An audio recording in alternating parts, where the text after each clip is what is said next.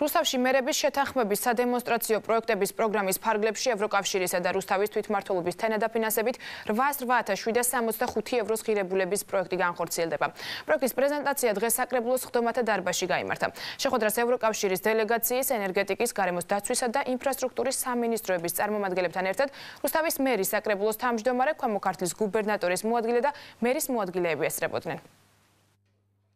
ენერგოეფექტურობის მაღალი სტანდარტის მიღებისა და ნახშირორჟანგის ემისიების შემცირების მიზნით რუსთავში 3 საბავშვო ბაღის რეკონსტრუქცია იგეგმება.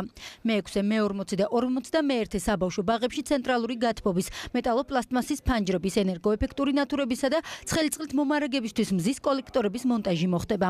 ასევე დაითმუნება შენობების გარე კონსტრუქცია. აღსანიშნავია, რომ პროექტის თანადამფინანსებელი რუსთავის მუნიციპალიტეტია. ჩვენ გადაწყვეტეთ 3 ბაღის რეაბილიტაცია მოხდეს.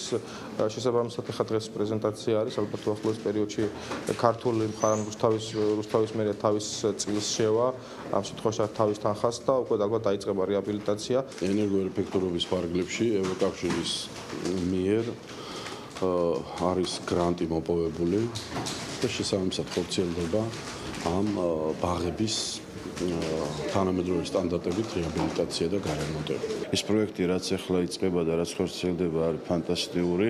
3 ბაღში ჩვენ მივიღებთ ახალ კედლებს, ახალ იატაკებს, პრაქტიკულად სრულიად გაკეთდება რეაბილიტაცია. ამას დაემატება ალბათ სველი წერტილების რეაბილიტაცია, რასაც უკვე ჩვენი ძალებით მოვახდენ. პროექტს ევროკავშირის მხარდაჭერითა და დაფინანსებით მერების სადემონსტრაციო პროექტის პროგრამის ფარგლებში მდგრადი განვითარებისა და პოლიტიკის ცენტრი და რუსთავის მერია ერთობლივად ახორციელებენ. ამ პროექტს დადებითად ვაფასებ. ჩვენ ორი მიმართულებით მუშაობთ. პირველი ის, რომ საბავშვო ბაღებში ენერგოეფექტურობის მიზნით გავაუმჯობესოთ მდგომარეობა და მეორე, დავიცვათ გარემო და შევამციროთ ნახშირორჟანგის ემისიები. პროექტი არის რეკონსტრუქციაზე, 3 საბავშვო ბაღის რეკონსტრუქცია ჩატარდება ენერგოეფექტურობის მაღალი სტანდარტების მიღების და ნახშირორჟანგის ემისიების შემცირების მიზნით. რუსთავში ენერგოეფექტურობის პროგრამის ფარგლებში უკვე განხორციელდა 1 ბაღისა და კულტურისა და დასვენების პარკის რეკონსტრუქცია.